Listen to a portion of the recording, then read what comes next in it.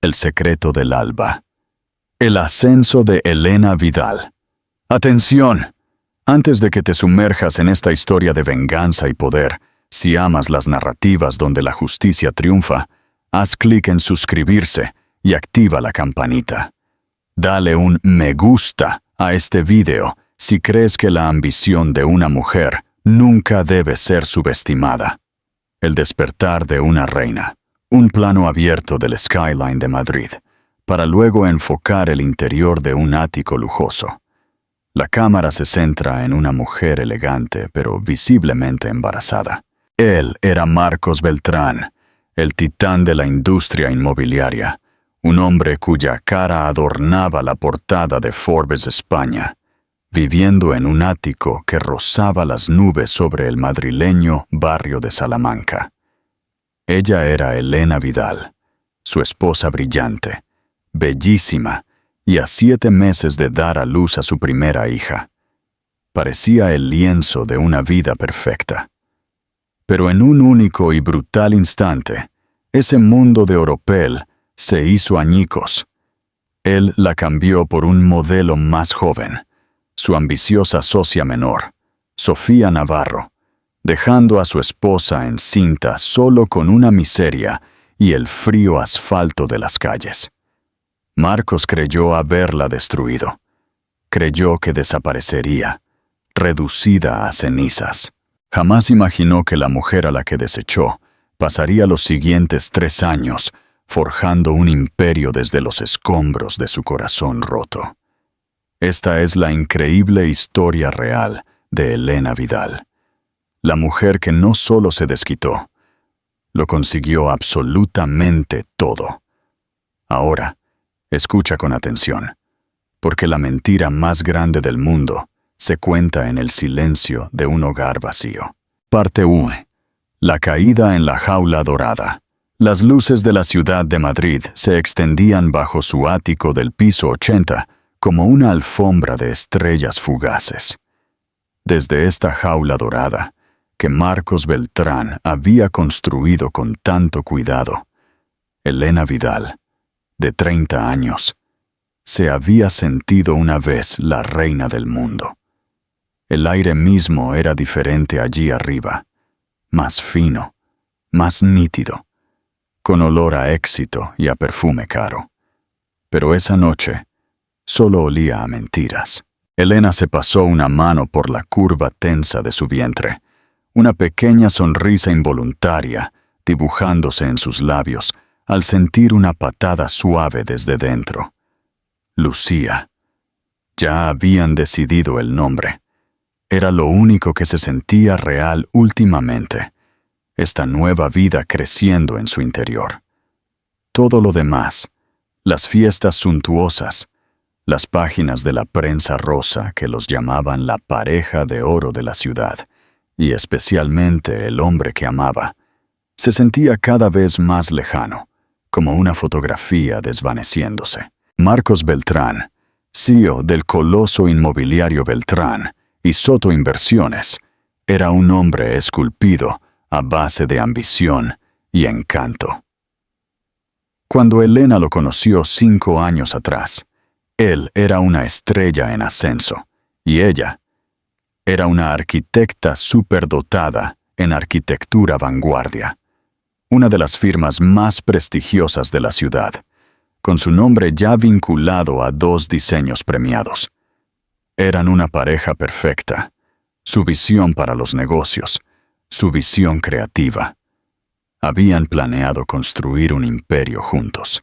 «Eres demasiado brillante para trabajar para otro, Elena», le había dicho él. Su voz, una trampa de seda. «Cuando tengamos a Lucía deberías dar un paso atrás. Enfócate en nosotros, en nuestra familia. La empresa está segura. Estamos seguros». Ella había aceptado. ¿Cómo no hacerlo? Lo amaba, y el sueño que le vendió era embriagador. Así que había dejado su prometedora carrera, cambiando sus planos y cascos de obra por ecografías y yoga prenatal. Se había lanzado a crear el hogar perfecto, el nido ideal para su hija, mientras las noches de Marcos en la oficina se hacían más tardías y sus viajes de negocios más frecuentes. Su teléfono, antes abandonado despreocupadamente en la mesilla de noche, ahora estaba perpetuamente pegado a su mano, con la pantalla hacia abajo. Cuando ella le preguntaba, él le regalaba esa sonrisa desarmante. Construyendo un legado para nuestra hija, amor mío. Todo lleva tiempo. Esa noche, el tiempo de las mentiras se había agotado. Él llegó a casa justo cuando las últimas brasas del atardecer se desangraban en el horizonte. No la besó, ni siquiera miró su vientre abultado. Caminó directo a la barra de mármol, sus movimientos rígidos y ensayados, y sirvió 2 vasos de whisky escocés. Solo se servía 2 cuando estaba a punto de dar malas noticias. Elena, comenzó, su voz desprovista de su calidez habitual. Era la voz de un CEO dirigiéndose a un subordinado. Necesitamos hablar. Un miedo frío, agudo y repentino la atravesó. Marcos, ¿qué pasa? Me estás asustando. Él deslizó un grueso sobre de papel manila sobre la caoba pulida de la mesa de centro. Aterrizó con un sordo golpe final. Te dejo, dijo. Las palabras fueron simples, clínicas, pero detonaron en el silencio de la habitación, destrozando la frágil paz. Elena lo miró fijamente. Su mente se negaba a procesar la declaración. ¿Dejarme? ¿Qué quieres decir, dejarme? ¿Por un viaje de negocios? Acabas de volver. Él tomó un sorbo lento de su whisky, sus ojos fríos como el cristal. No, Elena, te estoy dejando a ti. La habitación se inclinó. Las luces de la ciudad se desdibujaron en una mancha sin sentido. ¿Por quién? Susurró las palabras, que se le atoraron en la garganta como fragmentos de vidrio. No importa, dijo, pero su mirada se agitó. Una microexpresión de culpa que no pudo reprimir del todo. Dímelo, exigió ella, su voz ganando una pizca de fuerza. Después de 5 años de matrimonio y con tu hija dentro de mí me debes eso. Dime su nombre. Él suspiró, un sonido de pura molestia, como si su dolor fuera un inconveniente tedioso. Sofía, dijo finalmente. Sofía Navarro. El nombre golpeó a Elena como un impacto físico. Sofía Navarro, una piraña con vestido de diseñador, una joven ejecutiva en su propia empresa, conocida por su ambición implacable y por usar su belleza de sirena para avanzar.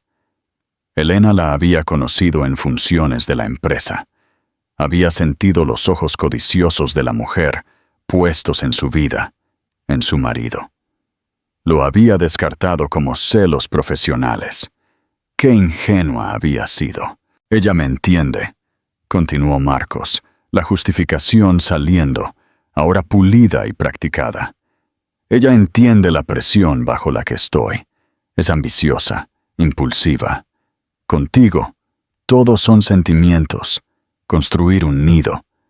Necesito una socia, Elena, no una ama de casa. Te has vuelto complaciente. Complaciente. La palabra fue una bofetada. Él le había rogado que dejara su carrera para construir este nido que ahora despreciaba. Su shock comenzó a cuajarse en una rabia ardiente y justificada. ¿Cuánto tiempo, Marcos? 1 año, admitió, mirando hacia otro lado. Quizás un poco más. 1 año. 1 año. Todo 1 año de sonrisas compartidas, de planes susurrados para su hija, de él abrazándola y diciéndole que la amaba. Cada recuerdo estaba ahora contaminado, una escena de una obra bien actuada. Él había estado viviendo una doble vida mientras ella gestaba a su hija. La crueldad era impresionante. El sobre, señaló él, contiene los papeles del divorcio. He sido más que generoso. Un pago único. Lo firmas junto con el acuerdo de confidencialidad NDA Y te vas, sin líos, sin dramas. Ella abrió el sobre con dedos temblorosos. Dentro había un acuerdo de liquidación. La cifra era lo suficientemente sustancial como para verse bien en el papel, pero para un hombre de su estatus de multimillonario, era calderilla. Una tarifa por molestias. Y luego lo vio. El acuerdo de no divulgación, un matorral de jerga legal diseñado para amordazarla, para borrarla de su historia. Sus ojos escanearon el texto frío y duro. Debía abstenerse de hacer declaraciones públicas, dar entrevistas, escribir libros. Debía desvanecerse del mundo de Marcos Beltrán, como si nunca hubiera existido. Un recuerdo agudo y doloroso pasó por su mente, una cálida tarde de verano años atrás, sentados en la escalera de incendios de su pequeño primer apartamento. Marcos, con los ojos brillantes de sueños, garabateando en una servilleta. Un día, Eli, había dicho, agarrándole la mano, construiremos algo que dure para siempre, un imperio propio. Beltrán y Vidal. ¿Qué pasa con Beltrán y Soto? Ella se había burlado. Soto era el antiguo socio de su padre, un inversor silencioso. Es la vieja guardia, había reído Marcos. Nosotros somos el futuro. Ahora, ese futuro era una ruina humeante. Ella miró al hombre que tenía delante, un extraño en el traje caro de su marido. El chico que había dibujado sueños en una servilleta se había ido, reemplazado por un rey implacable que custodiaba un trono manchado. No voy a firmar, dijo, su voz tranquila pero firme. El rostro de Marcos se endureció. No seas tonta, Elena. No tienes idea de con quién estás tratando. Yo construí este mundo. Puedo destruirte con la misma facilidad. Acepta el trato. Es lo último bueno que haré por ti. Él terminó su whisky, colocó el vaso con un clic decisivo y caminó hacia la puerta sin mirar atrás. ¡Marcos!, gritó ella, un sonido crudo y desesperado. ¡Nuestra hija! ¿Qué pasa con Lucía? Él se detuvo en la puerta, con la mano en el pomo.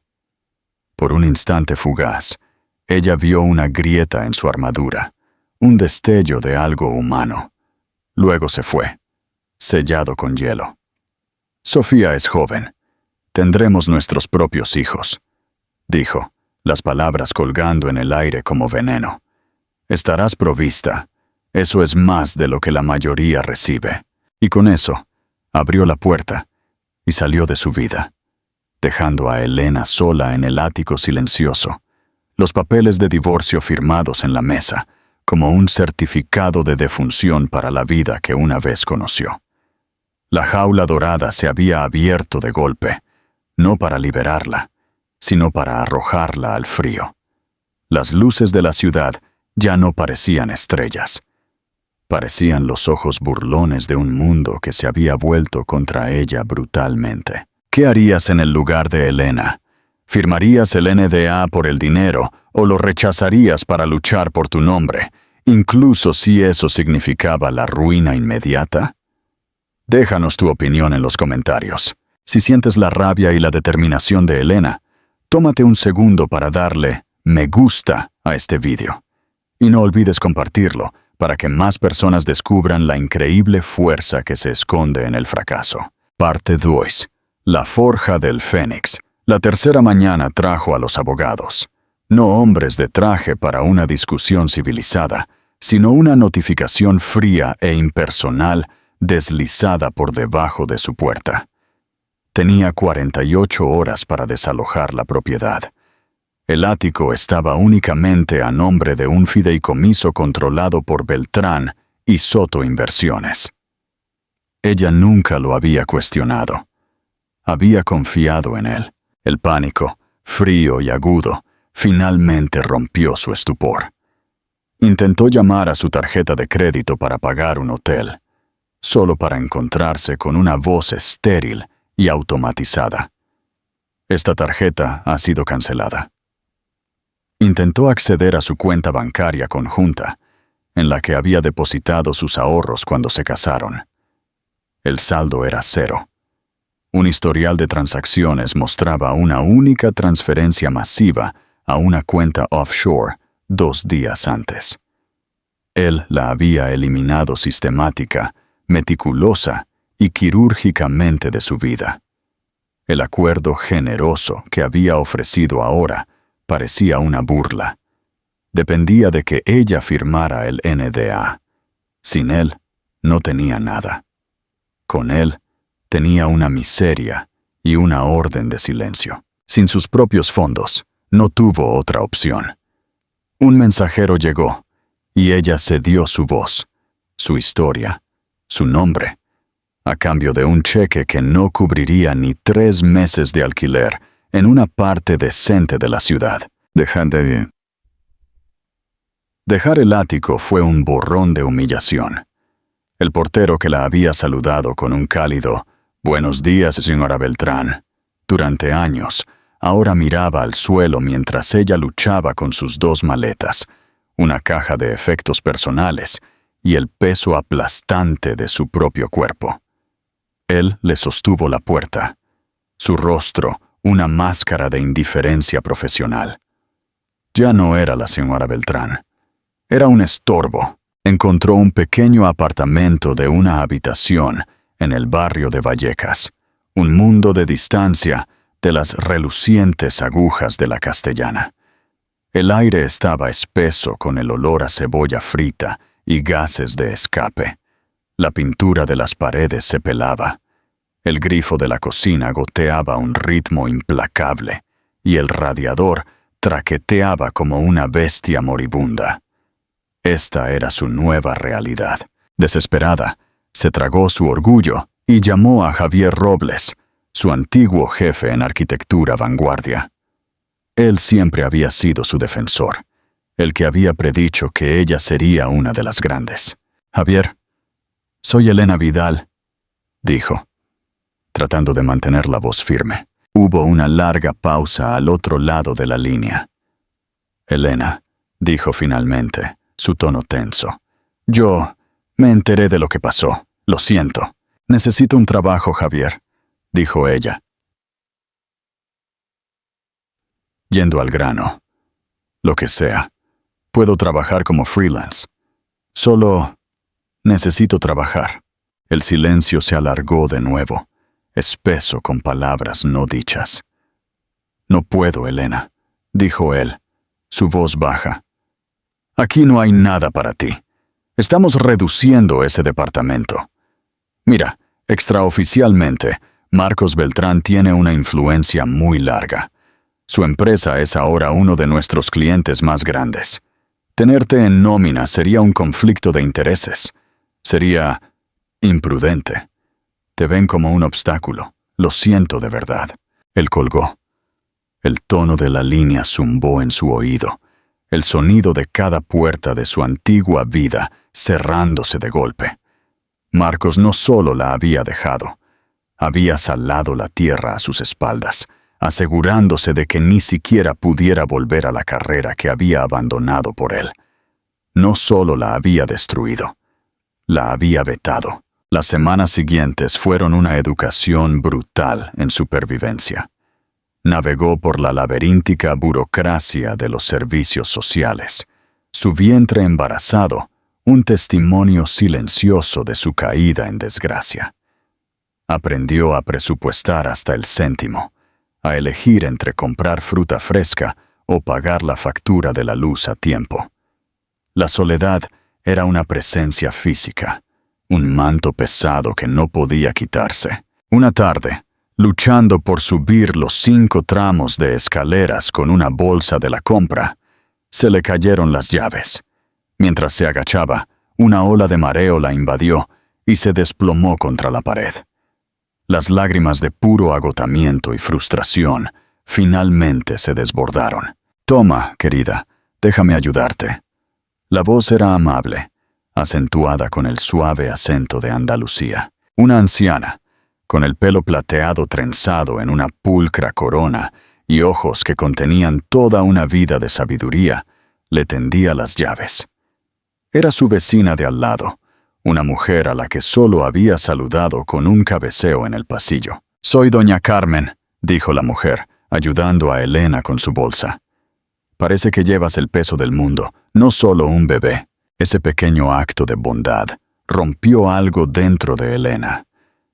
Dentro de su piso vacío, con una taza de té aguado, toda la historia se derramó. Doña Carmen escuchó pacientemente, sus manos nudosas por décadas de trabajo acariciando la de Elena. Era una costurera jubilada, una viuda que había visto su propia ración de dificultades.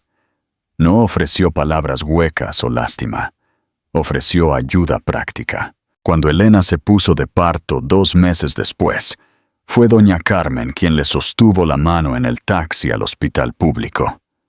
El parto fue largo y arduo, una prueba de 24 horas que enfrentó sin pareja, sin familia.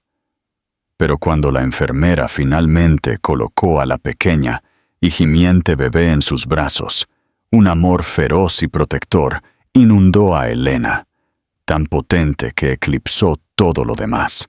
Miró el rostro perfecto y arrugado de su hija. «Hola, Lucía», susurró, con la voz ahogada por la emoción.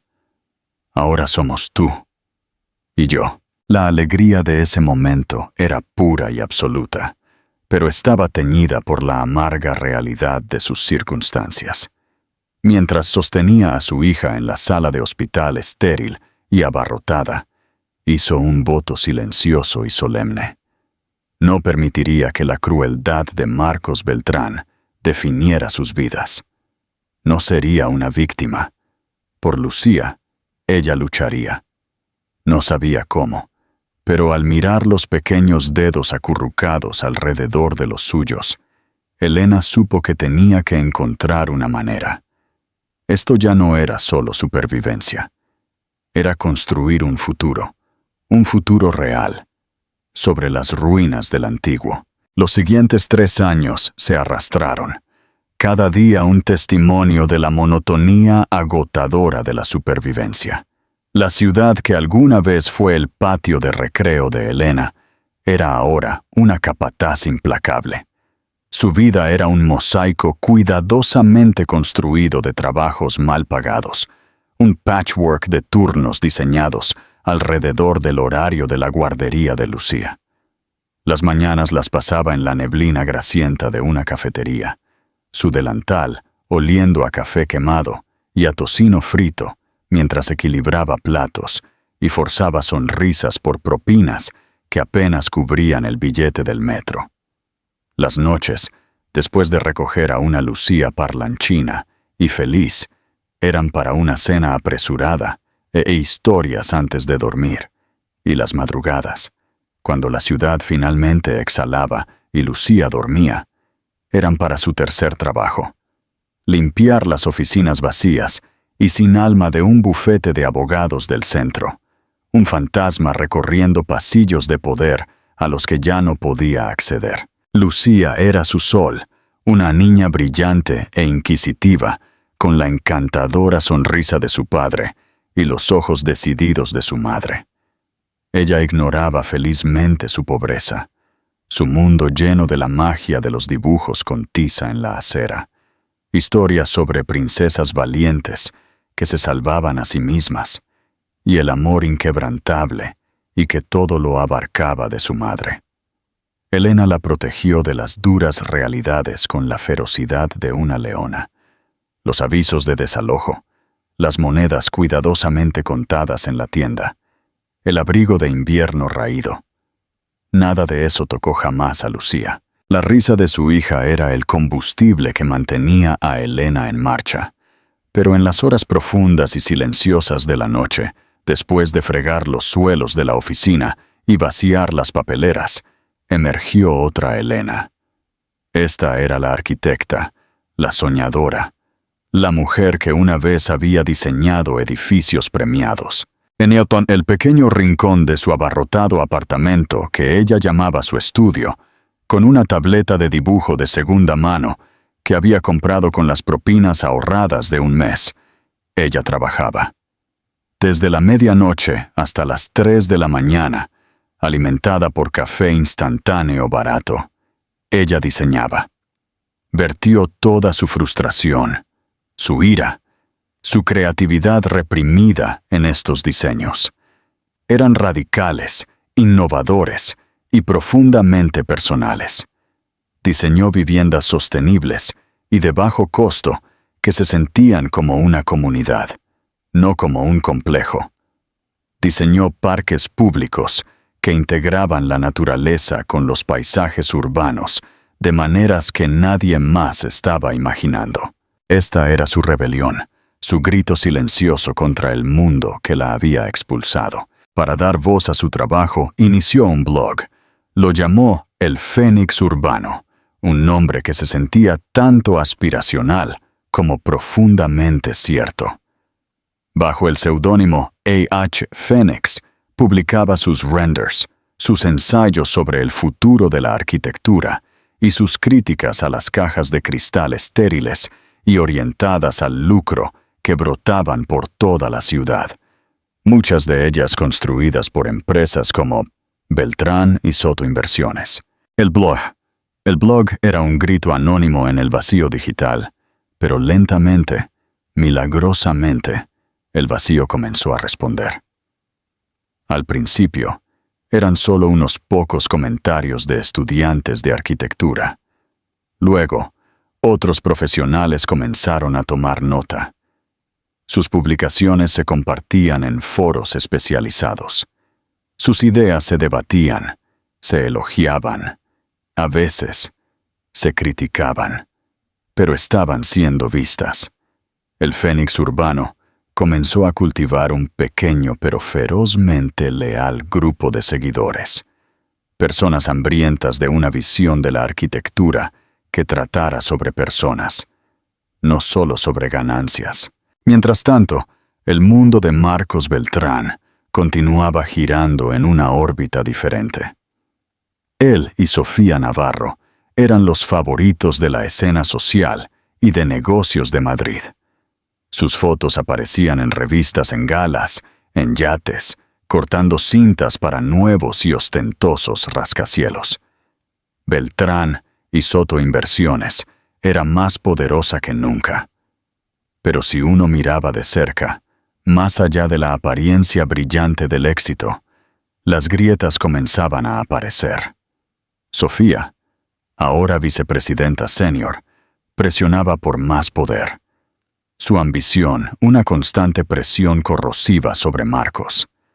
Sus decisiones de negocios, antes audaces y estratégicas, se volvían cada vez más imprudentes, impulsadas por la necesidad de superar su último éxito, de construir monumentos más altos, más brillantes y más caros a su propio ego. Una noche, en su ático estéril y minimalista, el mismo que había compartido con Elena, ahora redecorado en cromo frío y cuero negro por Sofía, Marcos estaba bebiendo un vaso de whisky. Una adquisición había fracasado, un proyecto estaba por encima del presupuesto y una tensa discusión con Sofía todavía resonaba en sus oídos. Aburrido e inquieto, se encontró navegando por un agregador de noticias de la industria en su tableta. Un enlace le llamó la atención. El Fénix Urbano, el futuro de la arquitectura española. Hizo clic. Vio diseños audaces, brillantes y extrañamente familiares en su filosofía subyacente. Un enfoque en el diseño centrado en el ser humano en el que no había pensado desde sus primeros días con Elena. Se burló del idealismo del escritor, pero se encontró desplazándose publicación tras publicación, intrigado por el talento puro en exhibición. Vio un diseño para una biblioteca comunitaria en voladizo, que era a la vez asombrosamente hermosa y estructuralmente ingeniosa. ¿Quién diablos es esta A.H. Fénix?, murmuró para sí mismo, un destello de celos profesionales agitándose dentro de él. Él era el rey de la inmobiliaria de Madrid. ¿Cómo había este bloguero anónimo, este don nadie, ideado algo tan convincente? Dodichiti lo descartó como el trabajo de algún soñador académico y cerró la tableta, sirviéndose otro trago, completamente inconsciente de que acababa de admirar el trabajo de la esposa que había desechado. Unas semanas más tarde, Elena recibió un correo electrónico a través del formulario de contacto de su blog. Era diferente de los comentarios habituales o del correo de fans. La dirección del remitente estaba cifrada, y el mensaje era breve y directo. Asunto: su visión. Señora Phoenix, dirá, he estado siguiendo su trabajo durante algún tiempo. Su visión no solo es convincente, es necesaria. Creo que también es altamente rentable. Soy un inversor privado interesado en convertir sus diseños en realidad. Si está interesada en una asociación que le proporcionaría el capital y los recursos para construir su propia firma, bajo sus propios términos, le propongo una reunión. La discreción está asegurada. El corazón de Elena latía con fuerza. Podría ser una estafa, una broma cruel, pero también podría ser real. Después de 3 años en el desierto, después de innumerables noches de trabajo ingrato, una puerta había aparecido en el muro contra el que había estado golpeando inútilmente. Con manos temblorosas, su mente acelerada por una mezcla de terror y esperanza, escribió una sola palabra como respuesta: ¿cuándo? Esto era todo. El primer temblor del terremoto, que estaba a punto de sacudir el mundo de Marcos Beltrán hasta sus cimientos. El Fénix ya no solo estaba dibujando en las cenizas, se estaba preparando para alzarse. Parte 3. La resurrección y la ejecución corporativa. La dirección que le enviaron era la de un discreto club privado en el centro de Madrid, el tipo de lugar sin cartel. Solo un pulcro número de latón en una pesada puerta de roble. Era un mundo al que Elena había pertenecido una vez, un mundo en el que ahora se sentía como una impostora. Había gastado el dinero de la comida de una semana en un vestido de segunda mano simple, pero de aspecto profesional, y había dejado a Lucía con una radiante doña Carmen, prometiendo volver para arroparla. Entrar en el interior silencioso y con paneles de madera se sintió como subir a un escenario. Un hombre con un traje a medida la recibió en la puerta. «Señorita Fénix, el señor Soto la está esperando en la biblioteca». El nombre la golpeó con la fuerza de un shock físico. Soto, como en Beltrán y Soto Inversiones. No podía ser. Don Eduardo Soto era el socio silencioso de Marcos, la vieja guardia que Marcos había estado tan ansioso por usurpar. Era una figura legendaria, casi mítica en la industria, un hombre al que no se había visto públicamente en años. La condujeron a una sala forrada con libros del suelo al techo, el aire oliendo a cuero viejo y riqueza. Un hombre estaba junto a la chimenea, de espaldas a ella. Era mayor, tal vez de unos 60 y tantos, con una mata de pelo blanco y un traje impecablemente cortado que colgaba de una figura todavía poderosa. Cuando se giró, sus ojos, de un penetrante tono azul, la evaluaron con una intensidad inquietante. Este era don Eduardo Soto. «Señorita Vidal», dijo, su voz un barítono bajo y arenoso. No había usado su seudónimo. «¿O prefiere Fénix?» Debo decir que es notablemente apropiado. La compostura cuidadosamente construida de Elena amenazó con desmoronarse. «Usted sabe quién soy. Me ocupo de saber todo sobre las personas que me interesan», dijo, señalando un sillón de cuero. «Y usted, querida, es la persona más interesante que ha surgido en el mundo de la arquitectura en una década. Por favor, siéntese». Ella se sentó, con la espalda recta como una tabla. ¿Por qué estoy aquí, señor Soto? ¿Viene de parte de Marcos? Una risa seca y sin humor escapó de sus labios. Marcos, se burló, el nombre goteando desdén. Marcos Beltrán es un niño que heredó un reino y cree que lo construyó. Ha tomado los cimientos sólidos que su padre y yo construimos y los está convirtiendo en un casino ostentoso. No estoy aquí en su nombre. Estoy aquí porque tengo un interés personal en ver que el casino de ese chico se arruine. Explicó que su asociación con el padre de Marcos había sido de respeto mutuo y visión compartida. Cuando el señor Beltrán padre falleció, don Eduardo había accedido a permanecer como socio silencioso para honrar el legado de su amigo, dejando que el ambicioso joven Marcos tomara las riendas. Era una decisión que había llegado a lamentar profundamente. Es un jugador, no un constructor, dijo Soto, con la mirada fija en el fuego. Apalanca los activos de la empresa para proyectos de vanidad, prioriza el deslumbramiento sobre la estabilidad y se rodea de aduladores como esa mujer, Sofía Navarro. Está dirigiendo un barco perfectamente bueno directamente hacia un iceberg, y mi nombre todavía está en el casco. Hizo una pausa, volviendo su penetrante mirada hacia ella. Durante 2 años, he estado buscando un contraataque estratégico, una forma de proteger mi inversión y, francamente, mi legado. Consideré una adquisición hostil, una guerra de poder en la Junta. Todo un negocio feo y desordenado. Y luego descubrí un blog llamado El Fénix Urbano. Vi diseños que no eran solo brillantes, sino estratégicos, sostenibles, centrados en la comunidad, la antítesis misma de todo lo que Marcos está construyendo. Vi el futuro y supe que había encontrado mi arma. Elena sintió un escalofrío recorrer su espalda. Ella no era solo una arquitecta para él. Era un arma para apuntar a su exmarido. «Usted quiere usarme para destruirlo», dijo, las palabras sabiendo a ceniza. «No, señorita Vidal», la corrigió él suavemente. «Quiero invertir en usted. Quiero darle los recursos para construir una compañía que haga que la suya sea obsoleta. La caída de Marcos simplemente será un subproducto de su éxito. Hay una diferencia». Vio la vacilación en sus ojos, el conflicto lidiando dentro de ella.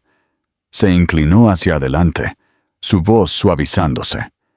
Él no solo la dejó, sé que la vetó. Sé que Javier Robles de Arquitectura Vanguardia se doblegó bajo la presión. Sé que ha pasado los últimos 3 años limpiando oficinas para alimentar a su hija. No le ofrezco venganza, le ofrezco justicia. La oportunidad de recuperar la carrera que le robó, de construir un futuro para su hija según sus propios términos. Yo seré su socio silencioso. El dinero, las conexiones, serán suyas. Pero la visión, el liderazgo, la compañía, todo será de Elena Vidal. Ella pensó en Lucía. Pensó en los avisos de desalojo, las miradas condescendientes de los trabajadores sociales, el agotamiento que le destrozaba el alma. Pensó en sus diseños, sus ideas languideciendo en un blog. Don Eduardo Soto no estaba ofreciendo una limosna. Estaba ofreciendo un campo de batalla en el que finalmente podría luchar. Su venganza no sería un asunto personal desordenado. Sería una ejecución corporativa, limpia y definitiva. «¿Cómo llamará a esta nueva compañía?», preguntó, ya sabiendo su respuesta. Una lenta sonrisa se extendió por el rostro de Elena, la primera sonrisa genuina y segura en años. «Arquitectura Fénix», dijo. Él asintió, con una sonrisa correspondiente en sus ojos. «Perfecto». Parte 4. La estrategia del juego final. Las siguientes semanas fueron un torbellino. Con el respaldo de Soto, Arquitectura Fénix se constituyó oficialmente. Elena arrendó un espacio de oficina modesto, pero elegante en un distrito artístico en auge, lejos de las torres corporativas del centro, y deliberadamente. Utilizó la red de Soto a su favor, pero ella era quien tenía el control. Su primer movimiento fue estratégico y profundamente satisfactorio. Se acercó a dos de los arquitectos jóvenes más talentosos de arquitectura vanguardia, la misma firma que la había rechazado. Ella sabía que estaban frustrados, sus ideas creativas constantemente rechazadas por la gerencia conservadora y obsesionada con el lucro. No les ofreció salarios escandalosos, les ofreció algo mucho más valioso, la oportunidad de construir algo significativo. Se reunió con ellos en una cafetería, extendiendo sus diseños de El Fénix urbano sobre la mesa. Sus ojos se iluminaron. No estoy construyendo cajas de cristal para multimillonarios, les dijo Elena, su voz resonando con una pasión que no habían visto en años. Estoy construyendo un nuevo tipo de ciudad. ¿Están dentro? No dudaron. Presentaron sus dimisiones al día siguiente, enviando una pequeña pero significativa onda de choque a través de su antigua firma. Elena Vidal ya no era una víctima, era una CEO. Tenía un equipo, tenía capital y tenía un plan. No solo para un nuevo edificio, sino para una nueva vida. El juego había comenzado. Arquitectura Fénix no explotó en la escena madrileña con la fuerza de una supernova. Fue más insidioso, más estratégico. Elena comenzó poco a poco, asumiendo los proyectos que los Goliat como Beltrán y Soto no tocarían. Un centro comunitario de artes sin fines de lucro, un diseño pro bono para un refugio para personas sin hogar, la adaptación de una antigua fábrica en apartamentos loft asequibles y sostenibles. Estos no eran los proyectos que acaparaban titulares y alteraban el horizonte, pero eran inteligentes. Eran constructores de portafolios y se hicieron notar. Cada proyecto completado era una clase magistral de la filosofía Fénix. Diseño innovador, materiales sostenibles y una conexión profunda e intuitiva con la comunidad a la que servía. El Centro de Artes ganó un prestigioso premio de diseño local. Los lofts de la fábrica aparecieron en una importante revista de arquitectura, elogiados por su enfoque, el ser humano primero. El rumor comenzó a extenderse por la industria. Había un nuevo jugador en la ciudad y estaba cambiando las reglas. Elena, antes anónima, se puso en el foco. Don Eduardo Soto la había entrenado, pero su presencia era totalmente suya.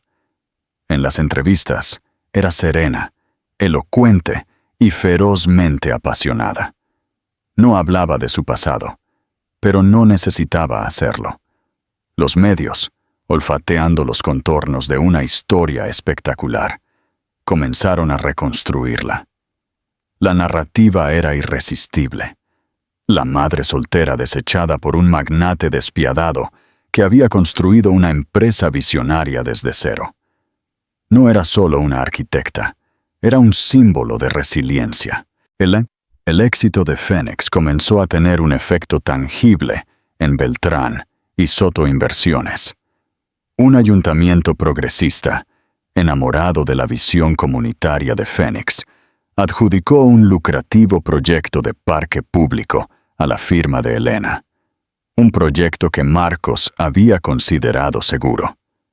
Luego, un multimillonario tecnológico rico y con conciencia ecológica, que estaba planeando una nueva sede, anunció públicamente que abandonaba Beltrán y Soto a favor de Arquitectura Fénix, citando su espíritu con visión de futuro. Marcos Beltrán observó el ascenso de Elena con una mezcla de incredulidad y rabia creciente. Al principio, Había descartado su compañía como una boutique de caridad. Ahora, esa firma de caridad le estaba robando clientes y titulares. La ciudad que una vez lo había adorado, ahora se estaba enamorando de la mujer que había desechado. Su paranoia creció, fermentando en el lujo estéril de su vida. No podía entender cómo lo había hecho. ¿De dónde había sacado el capital? ¿Las conexiones? Lanzó una investigación privada, y cuando el informe regresó, se quedó mirando el nombre en la página con furia atónita. Don Eduardo Soto, su propio socio. El anciano al que había ridiculizado y marginado había estado financiando en secreto la insurgencia corporativa de su exesposa contra él. Fue una traición tan profunda que lo dejó tambaleándose. La presión comenzó a pasar factura. Sus decisiones se volvieron más erráticas, su temperamento más volátil. Presionó a sus equipos hasta el punto de ruptura, exigiendo diseños más grandes y extravagantes para eclipsar a Elena. Pero parecían desesperados y sin alma. El ambiente en Beltrán y Soto se volvió tóxico. Sofía Navarro, siempre la oportunista, vio lo que se avecinaba. La imagen de pareja de poder se estaba fracturando. Las acciones de la compañía estaban cayendo.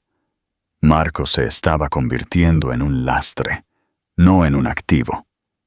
Ella comenzó a consultar discretamente con abogados, explorando cómo desvincular sus finanzas de las suyas. Comenzó a vender discretamente sus acciones en la compañía, poco a poco, y a hacer consultas silenciosas con la competencia.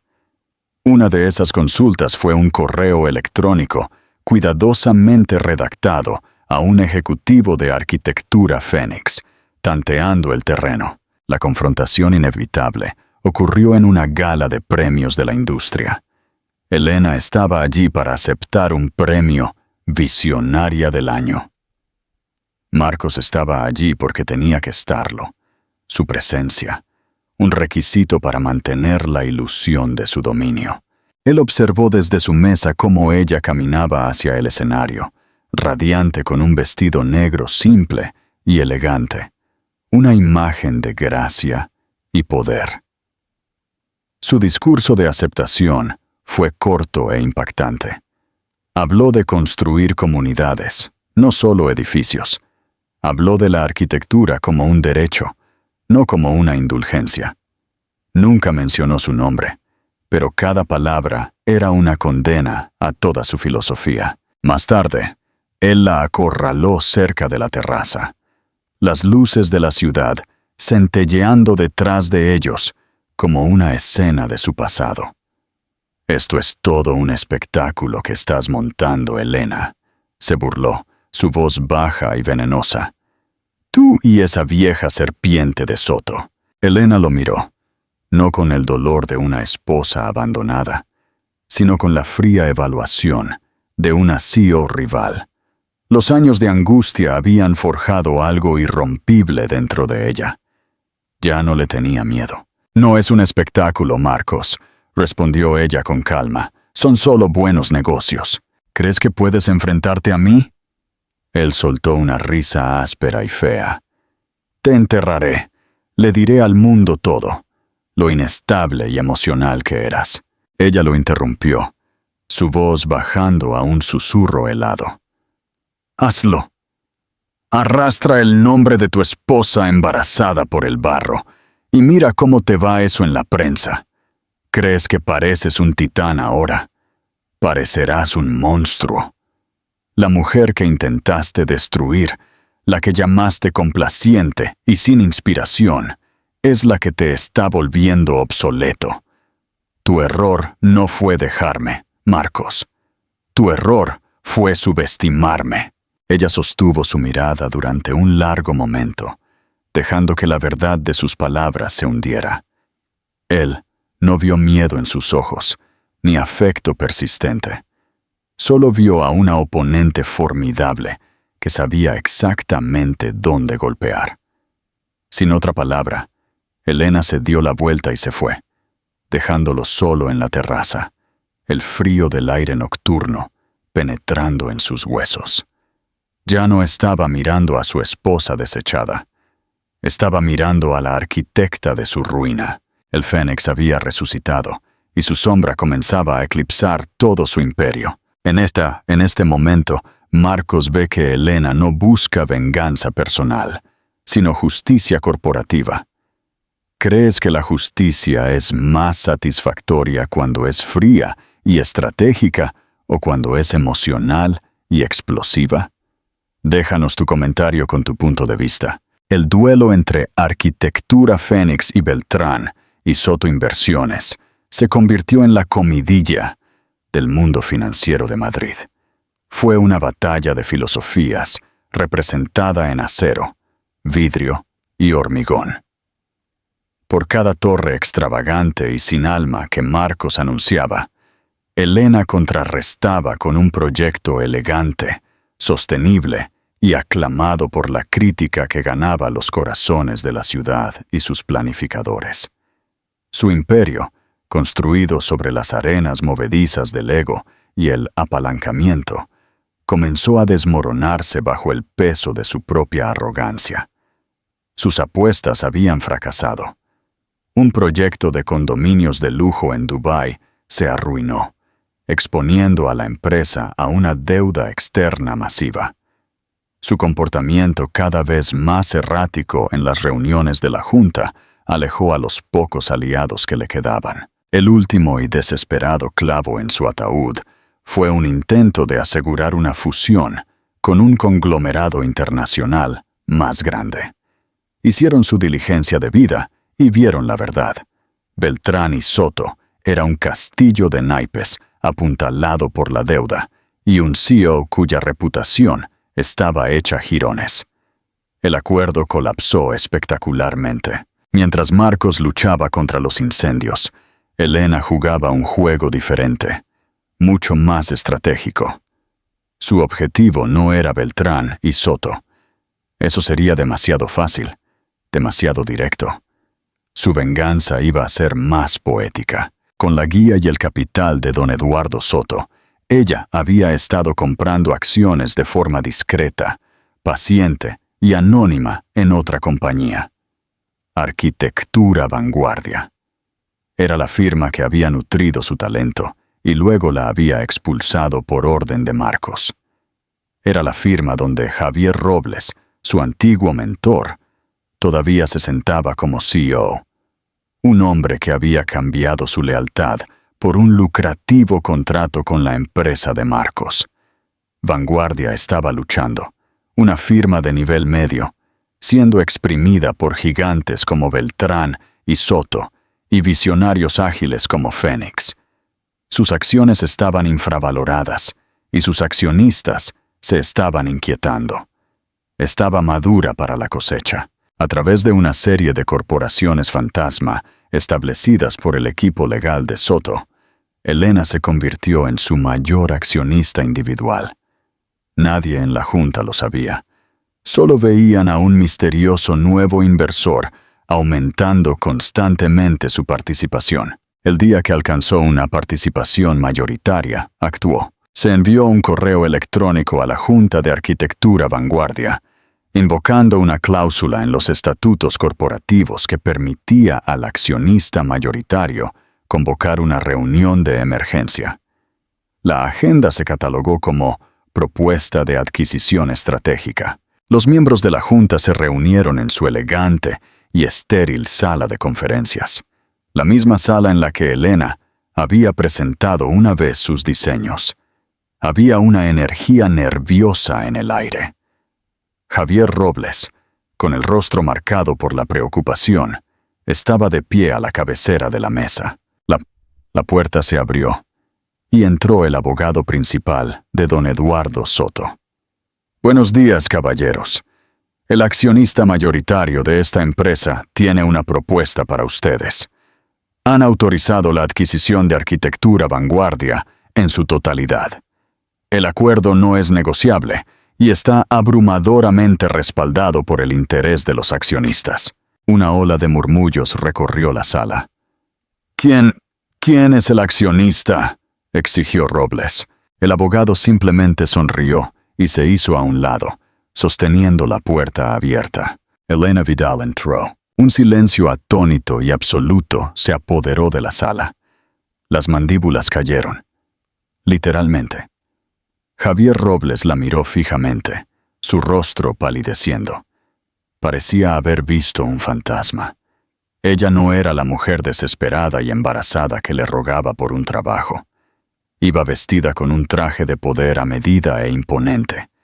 Su expresión era de calma. Sus ojos contenían un brillo de acero frío y duro. Caminó hacia la cabecera de la mesa, dejando su maletín suavemente sobre la madera pulida. Miró directamente a Javier Robles.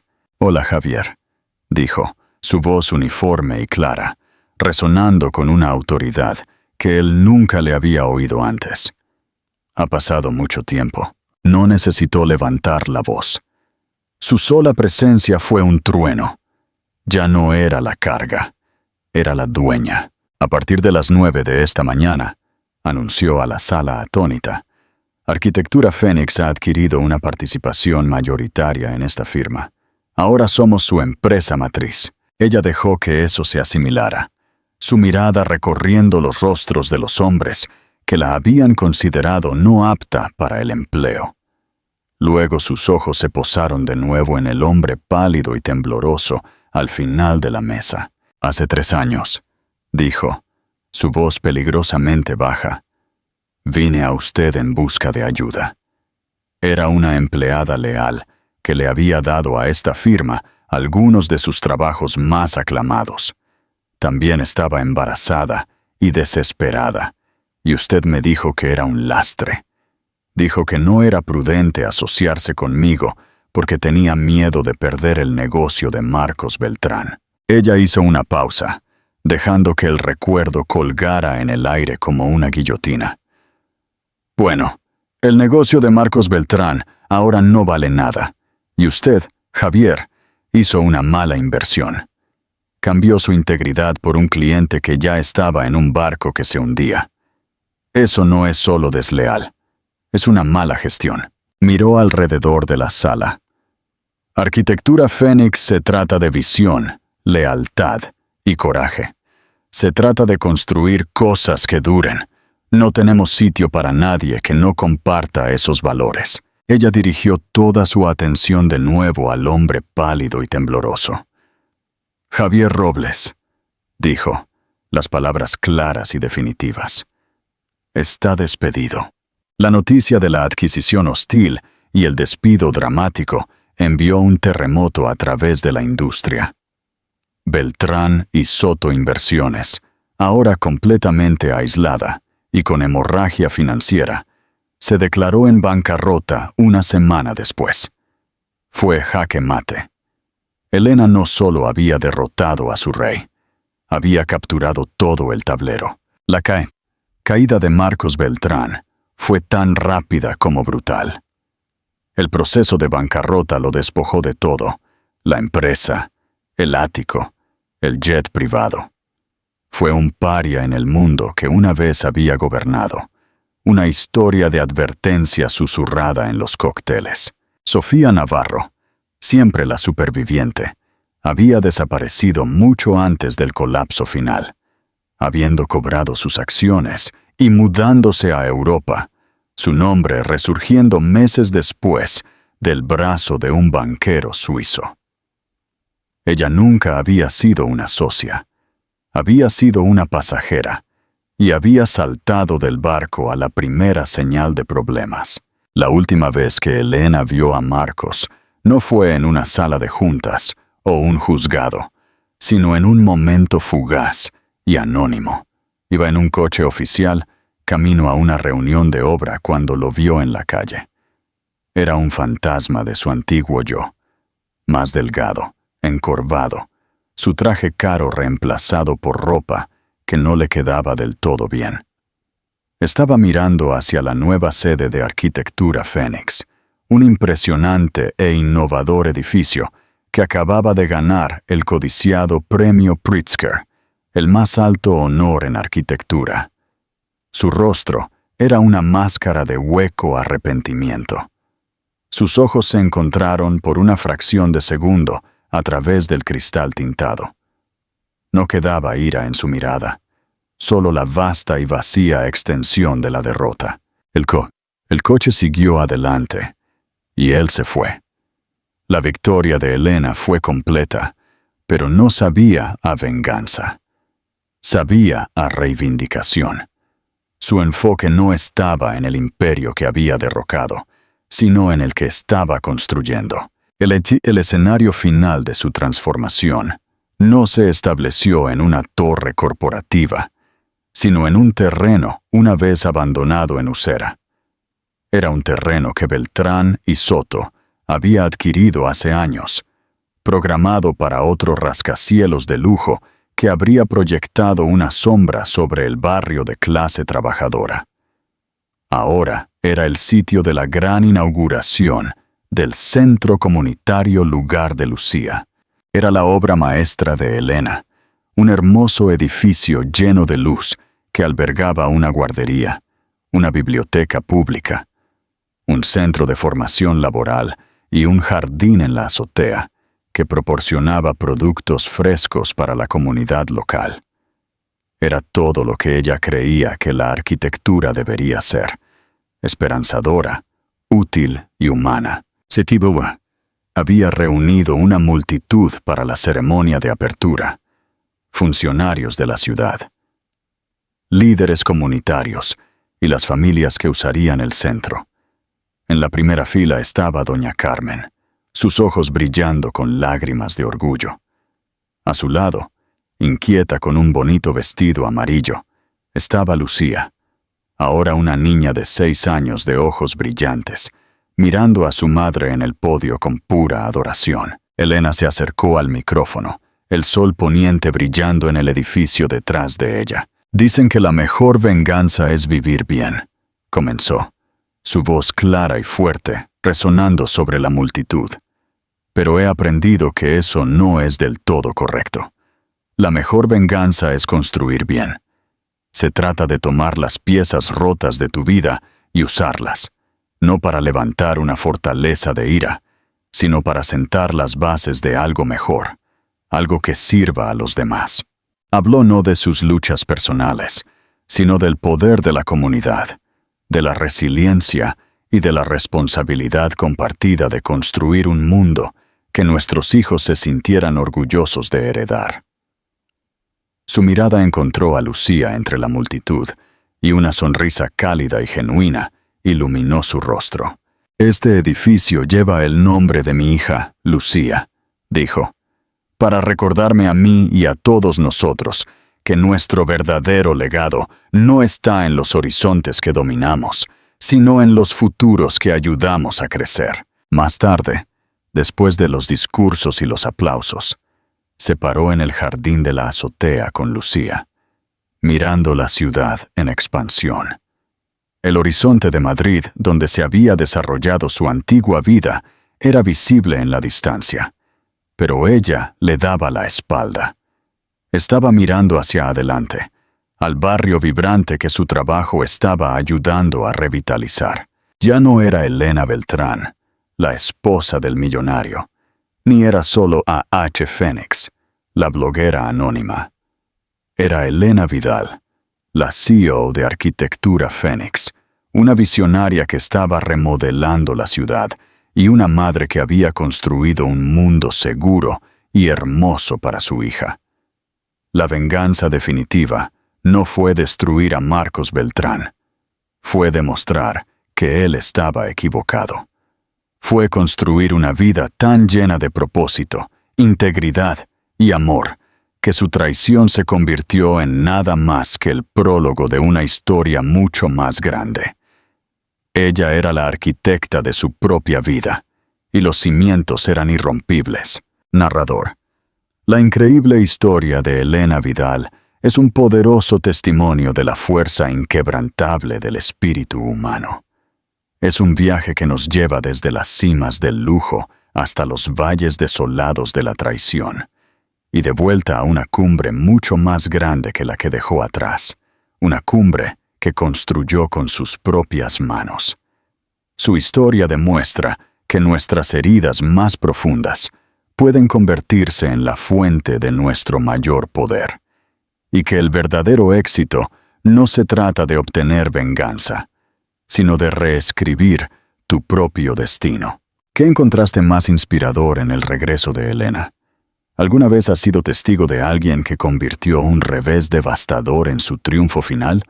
Comparte tus pensamientos e historias en los comentarios a continuación. Si te conmovió este increíble viaje de resiliencia y justicia, por favor, dale un me gusta a este video. Compártelo con alguien que necesite un recordatorio de su propia fuerza. Y no olvides suscribirte y tocar la campana de notificación para más historias inolvidables de triunfo contra todo pronóstico. Gracias por ver.